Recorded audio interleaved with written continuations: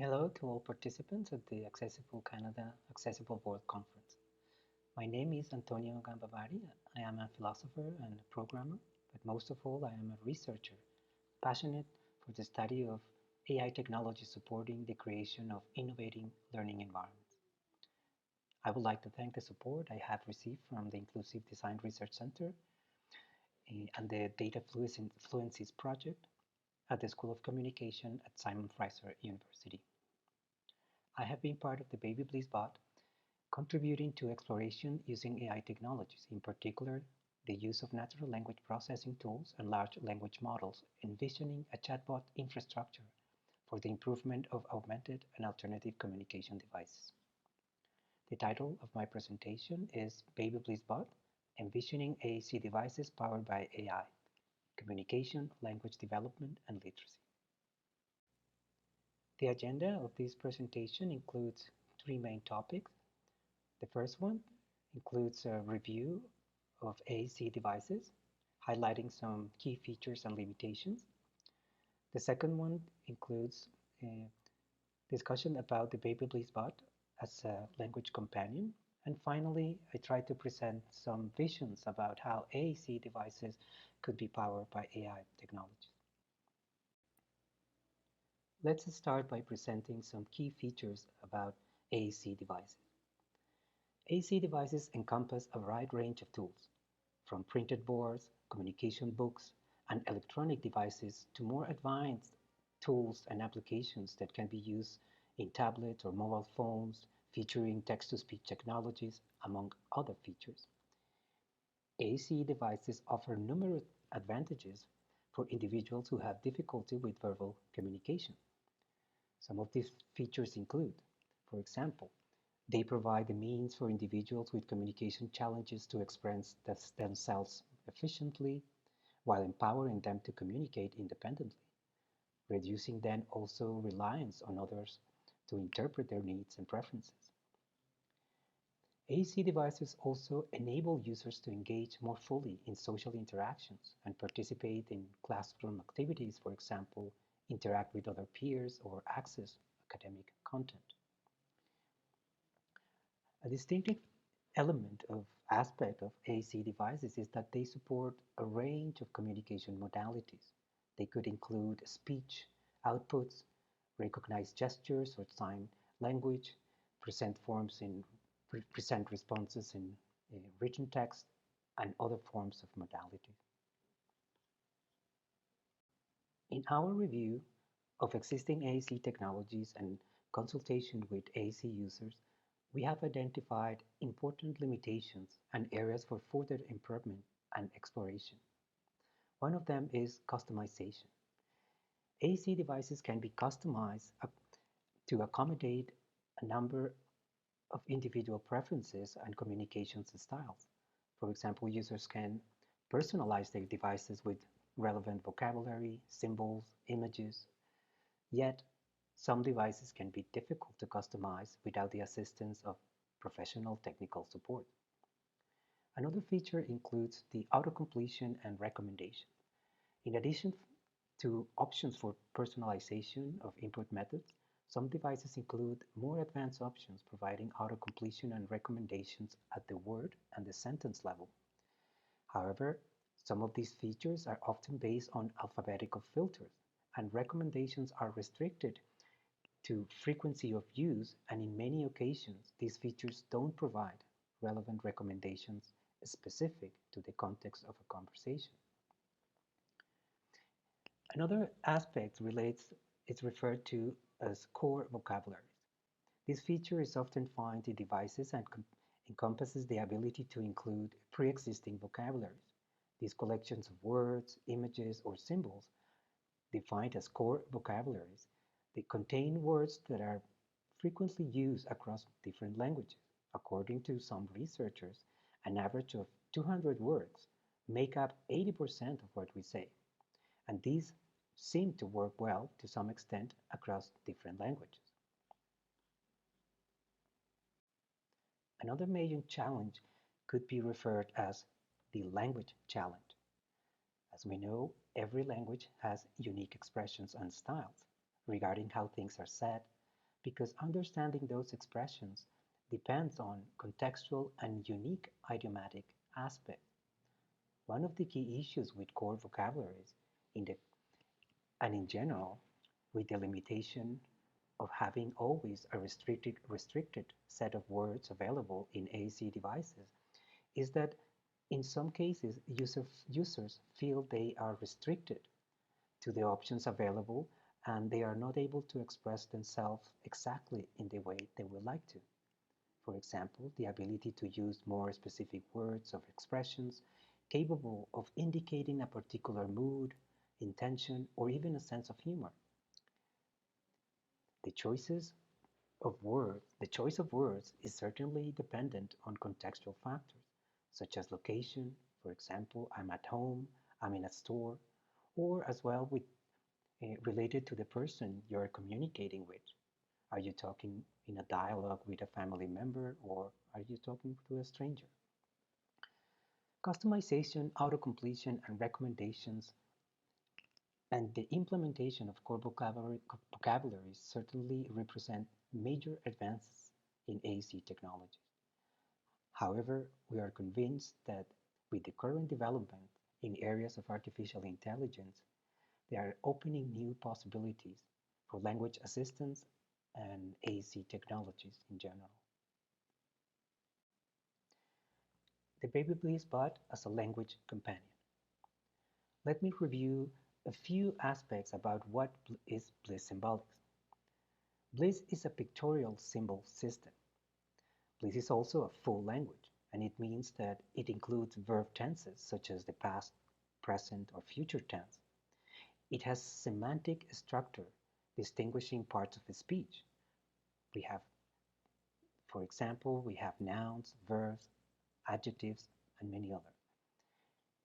One important aspect is that symbols allow higher levels of abstraction than communicating with images.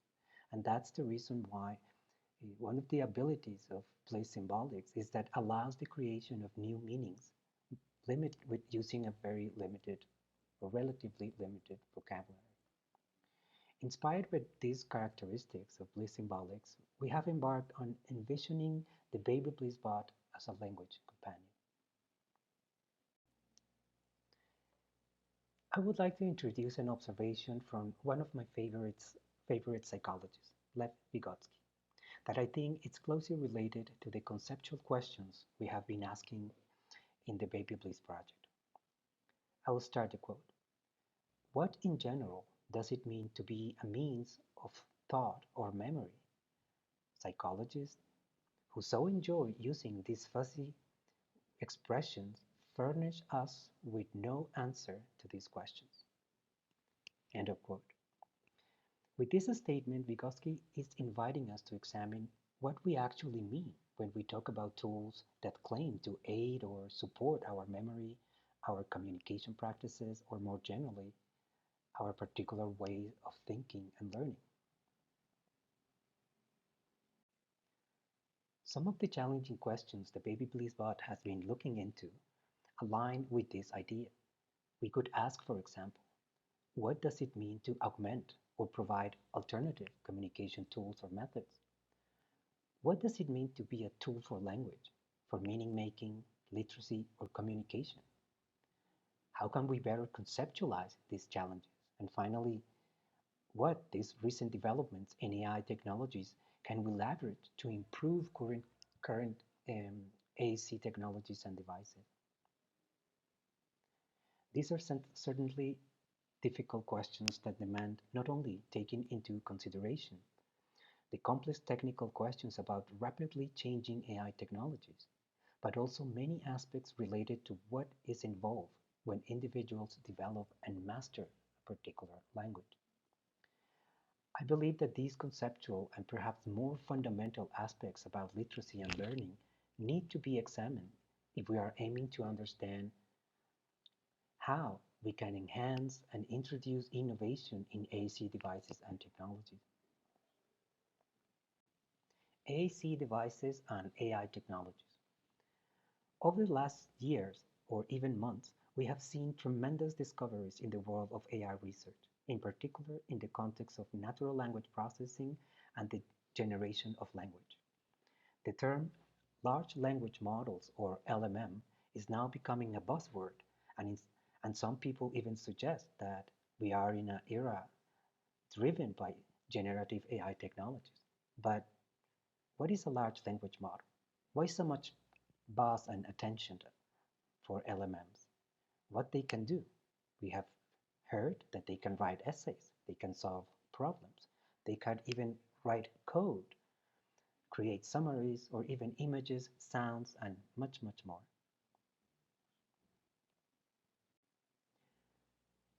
This description about large language model is certainly oversimplified, but it's interesting for us to think that this was generated by an AI considering a particular audience. A few key points that I would like to stress about large language models is the things that they can do. They can answer questions, they can summarize information, they generate creative content, they translate between different languages, and they can even hold conversations. An important aspect is how these language models have been created. We know that they use vast amounts of data in order to train these models, understand the structure, the patterns, and the nuances of human language. During the training process, analyzes these texts, learning relationships between words, phrases, and sentences. And all this makes them possible or capable of making predictions.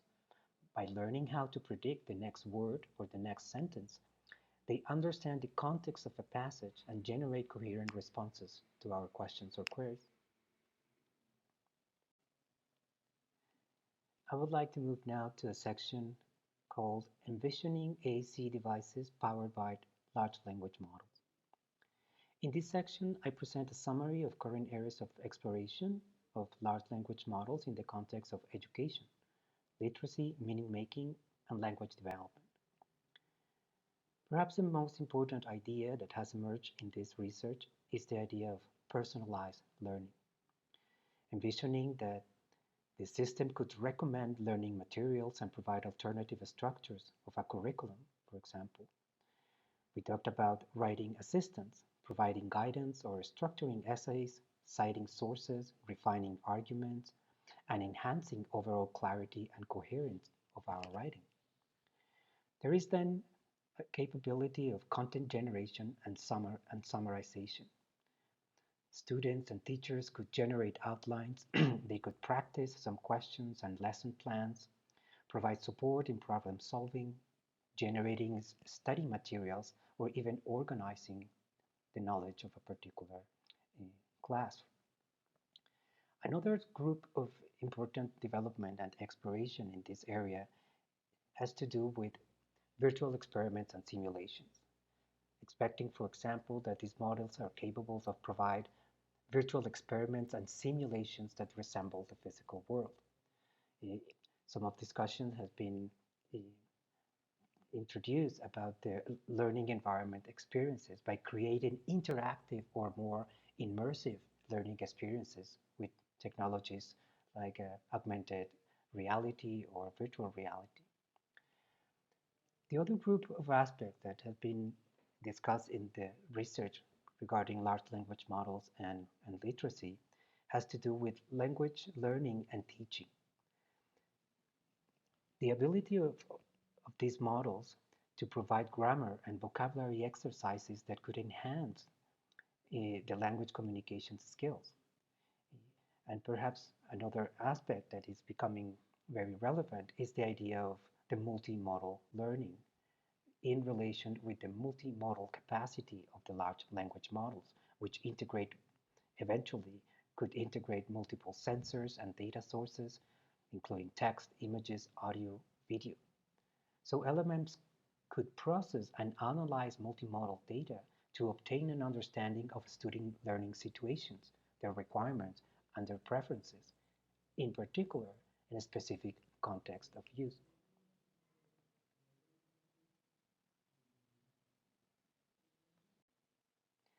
Inspired by these explorations in the use of large language models in education and through the discussions and consultation with our team of researchers, we have identified the following challenges. An important aspect of understanding language development is the distinction between the beginner or an expert user, what we have called the beginner and expert spectrum. We need to consider that this is not a binary distinction, but rather describes a wide range of or spectrum between beginners and experts. If you look at this distinction in the context of AAC users, we need to think about how AAC tools can support different levels of literacy, as well as to support language development. In the Baby Bliss Bot Project, we have focused initially on identifying opportunities for the expert user, especially with adults that have already developed over many years a communication system and strategies that have worked well for them. On the other side of the spectrum, there are the beginners. Children, for example, starting the development of a language and getting introduced for the first time to a particular AAC device. This is also an important research direction for the Baby Bliss bot, but we expect to receive additional support in this direction. A second challenge identified revolves around notions of functional communication. Functional communication is a major focus. AAC users encounter many challenges in daily activities, for example, when interacting with healthcare practitioners or even visiting a bank or supermarket or asking for assistance. AAC users also experience many frustrations relating to keeping up with the pace of a particular conversation. The Baby Bliss Bot project has identified potential avenues for the use of AI technologies that could make these devices increase the speed of communication and act as a familiar listener. That is, better understanding the communication styles and particular language use for each individual and being able to provide support when communicating with strangers that may not know well the unique communication strategies or styles of a particular individual. Another aspect is related to how technologies could allow a user to develop a particular or individual voice. Allowing your own voice is another important challenge. How can we express a particular tone of voice, a mood, or even provide communication options that allow a user to express a sense of humor or accurately conveying subtle meanings and emotions? Finally, the nonverbal communication that takes place in any type of communication is something that we have been looking at and envisioning how to integrate this.